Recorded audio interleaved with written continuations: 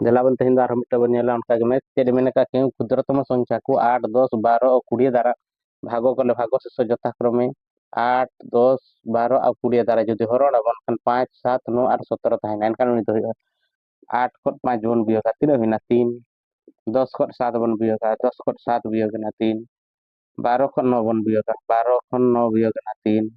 20 खट 17 बन बियोगा 20 खट 17 बियोगा 3 ओंडे खट ओडको खाना जहां लसागु ओडको ना लसागु खट दो संख्या दो 3 ना कम एनखान नितो बन करा लसागु ओडको मेनते चेद लेखाते बन बडाय का क्षुद्रतम ओका ओका संख्या मेन का खान लसागु ओडक हुआ लसागु ओडक हुआ लसागु ओडक लगी तो मेनका क्षुद्रतम क्षुद्रतम अति कम सबुठारु सान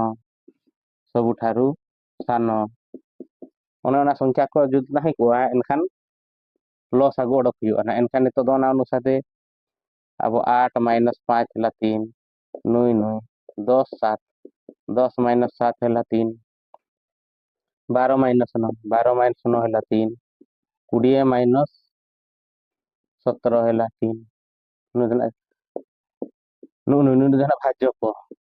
भाजक और नुआ भाग शेष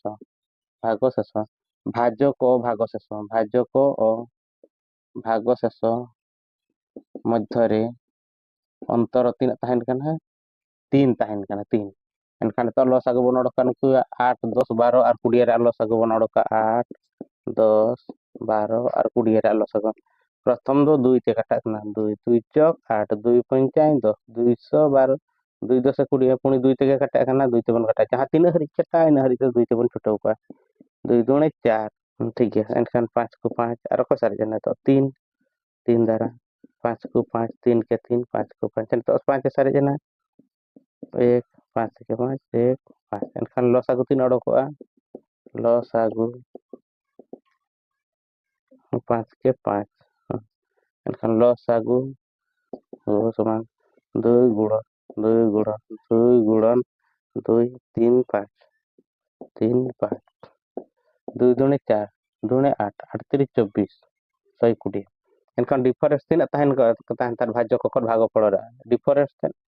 तीन तहन कान तहन एनखान जहां 120 ओडकिना उनी संख्या दो 120 को 3 कम माने संख्या टी